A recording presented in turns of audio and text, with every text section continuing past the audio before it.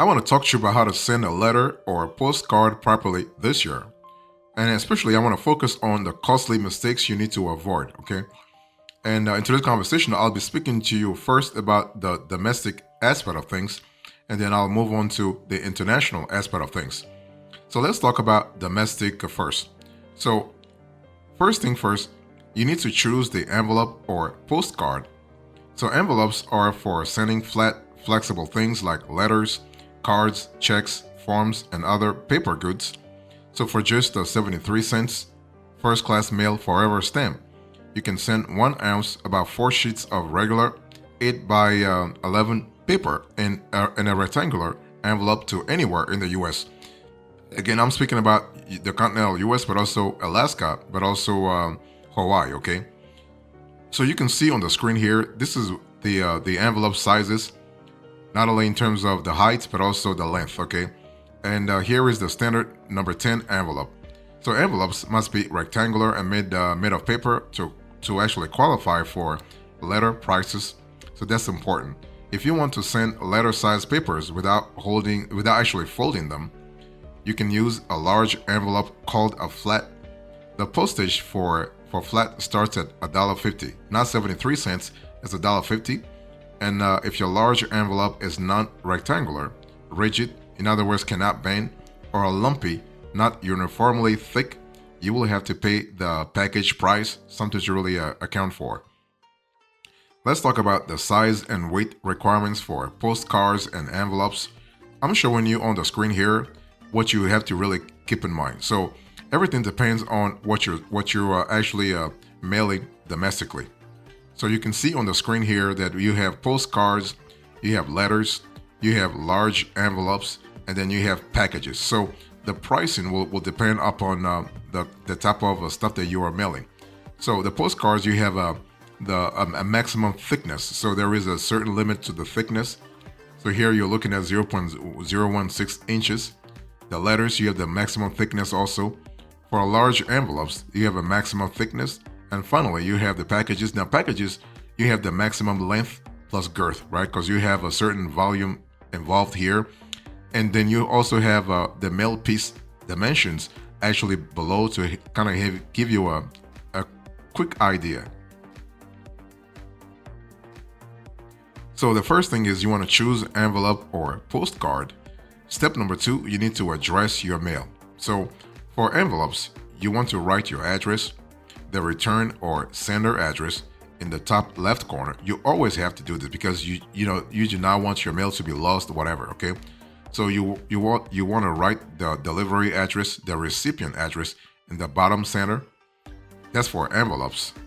For postcards actually come in different formats. So you want to write the delivery address in the space it gives you on the same side that you write your message and put the stamp, okay?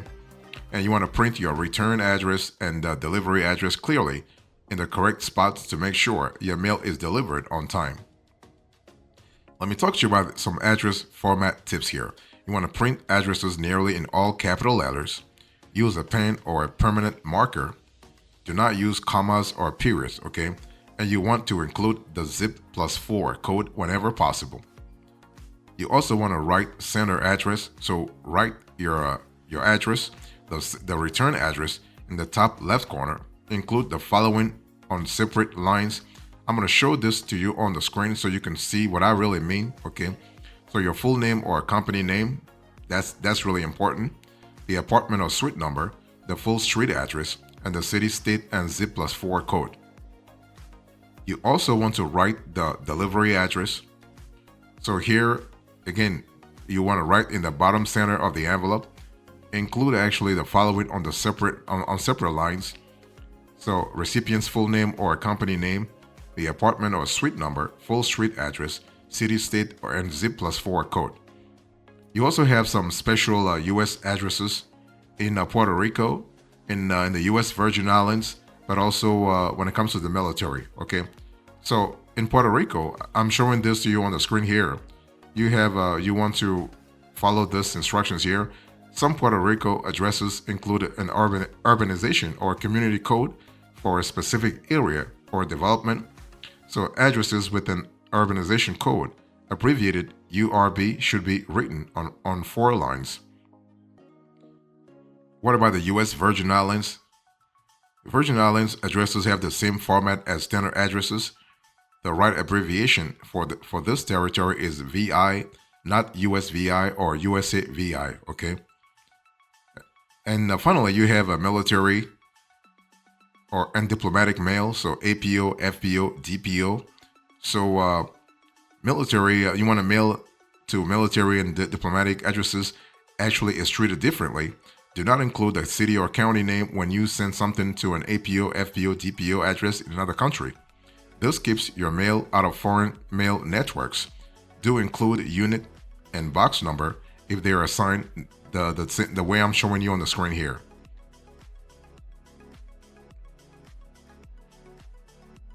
Step number 3, you want to calculate postage and also add insurance or extra services depending on how you want the postal service to treat your mail. Okay.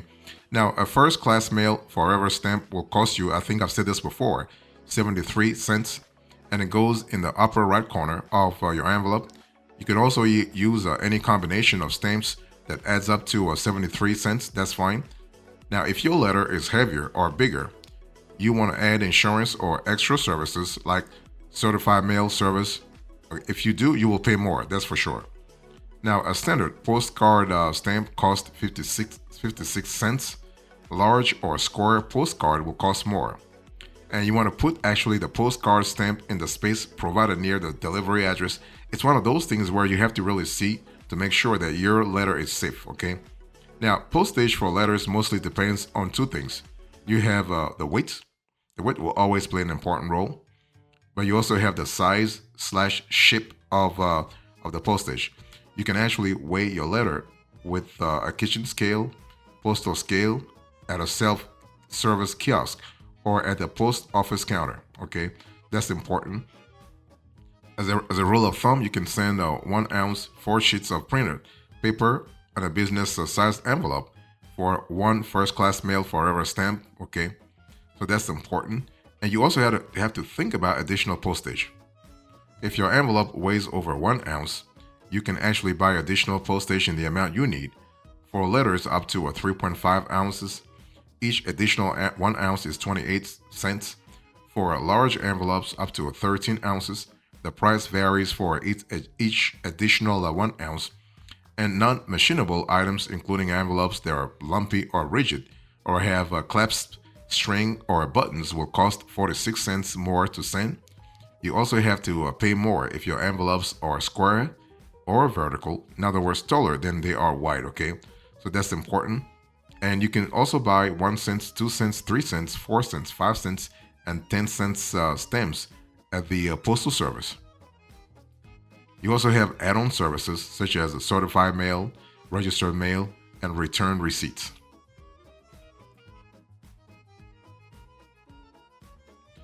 Next, you want to send your mail, okay? So when it comes to sending a letter or postcard properly, you want to really understand that it's all about taking care of the package, the add-on services, but also the postage. So send your mail. Now, once your envelope actually or a postcard has the correct address and postage, you can send it several ways, including putting it in your mailbox or dropping it in a blue collection box or at a post office location. So that's pretty straightforward, okay?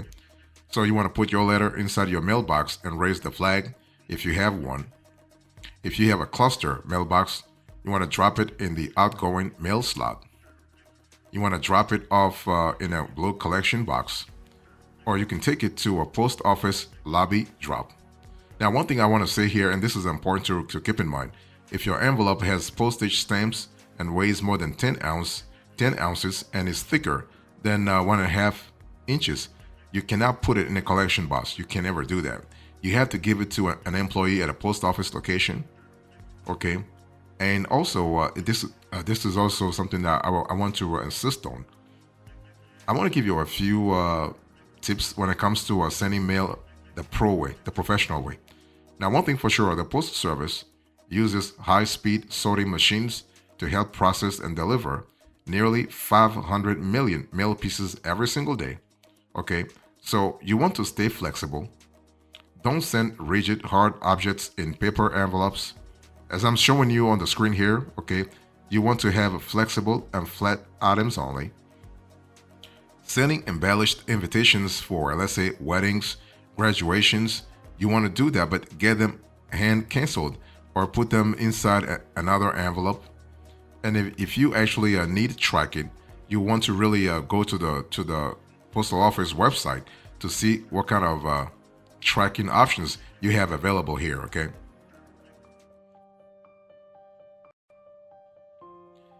Let me insist on the notion of flexibility. You want to really stay flexible because that's going to help the postal service actually deliver your mail real fast. Okay, postcards, letter envelopes, and large envelopes, in other words, flats, they all need to bend to fit through USPS high-speed sorting machines.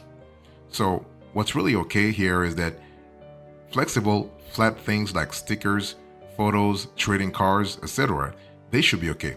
As long as your envelope stays flat, not lumpy, and also less than 1/4 actually inch thick. What's not okay here, as I showed you a little earlier on the screen, what's not okay is that you do not put rigid objects like flash drives, coins, keys, hard plastics, hard plastic card cases. Those actually, like those rigid objects, loose in unpadded paper envelopes, they are really bad. Okay, for the postal service system, they could actually get torn out of the envelope, jam the sorting machines, cause a delay, or even get lost. And you do not want to have that. Okay, instead, you want to for rigid and odd-shaped objects or things you don't want to get bent, it's just better to use a padded envelope or a small box and send it in a package. That way, you're sure that your package will get delivered. Okay. So what about sending embellished invitations for weddings, graduations? If you want to send a specially decorated envelope, like some wedding invitations, you can pay the extra fee for non-mentionable first-class mail items. It's just better to bring your mail to the post office counter and ask the retail associate to actually hand cancel your embellished invitations.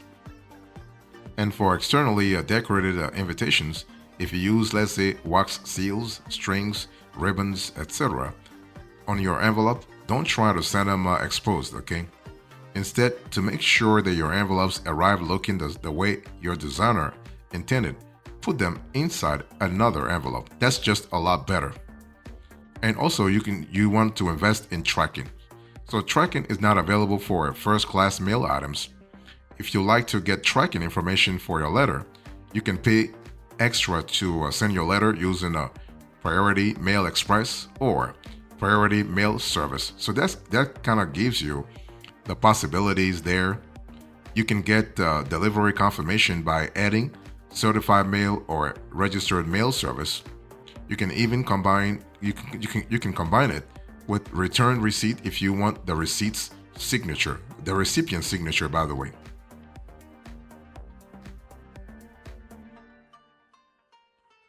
So I just finished talking to you about domestic, how to send a letter or postcard properly domestically.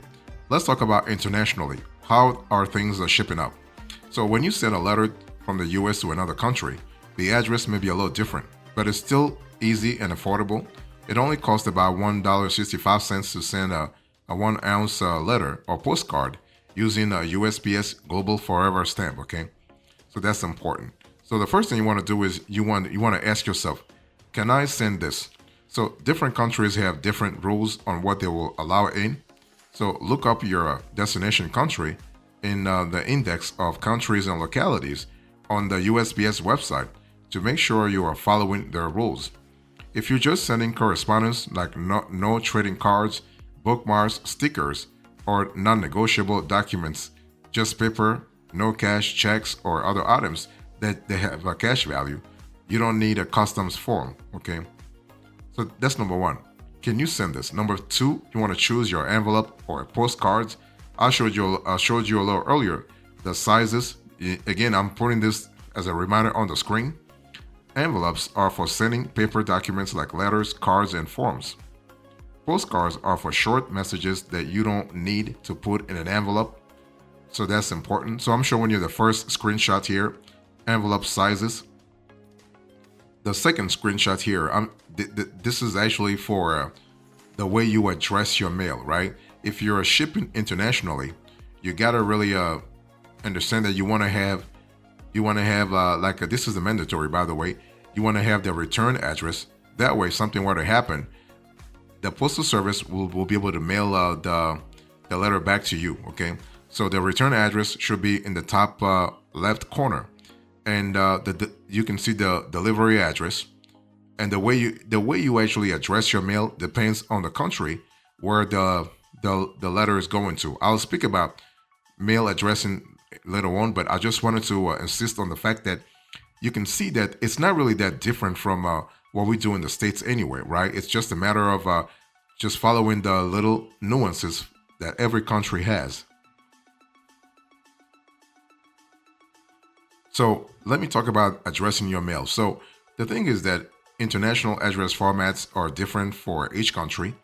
So when you're shipping to India, when you're shipping to China, when you're mailing to the UK, when you're mailing to France, when you're mailing to Germany, when you're mailing to Nigeria, when you're mailing to South Africa, when you're mailing to it really depends. Okay, every country has a different process. Okay, you also need to write the delivery address in English. If you need to use another language, add the English translation after each line. In terms of envelopes, you want to write your address, the return or sender address, in the top left corner and put USA on the last line. Write the delivery address in the center near the bottom. Put the destination country's name in English on the last line. For postcards actually come in different formats. So you want to write the delivery address in the space that you have, the space that the postcard gives you. On the same side, you write your message and you want to put the stamp, okay? And the next thing you want to do, you want to calculate and apply postage. So that's important. And so you want to put stamps in the upper right corner of the envelope. For postcards, put the stamp in the space provided near the delivery address. If your letter is heavier or bigger, if your postcard is large or square, if you want to add extra services, you need to pay more. And finally, you just need to send your mail. Nothing really complicated here. Just send your mail. Okay, so once your envelope or postcard has the correct addresses and postage, you can send it several ways. The same way you did for domestic, including putting it in your mailbox or dropping it in a blue collection box or at a post office location. So that's pretty straightforward. So in closing to this conversation, I explained to you how to send a letter or postcard properly. And I explained to you how to do it domestically and then how to do it internationally. Thank you so much. God bless you. I will see you next time. Until then, remember, stay marvelous.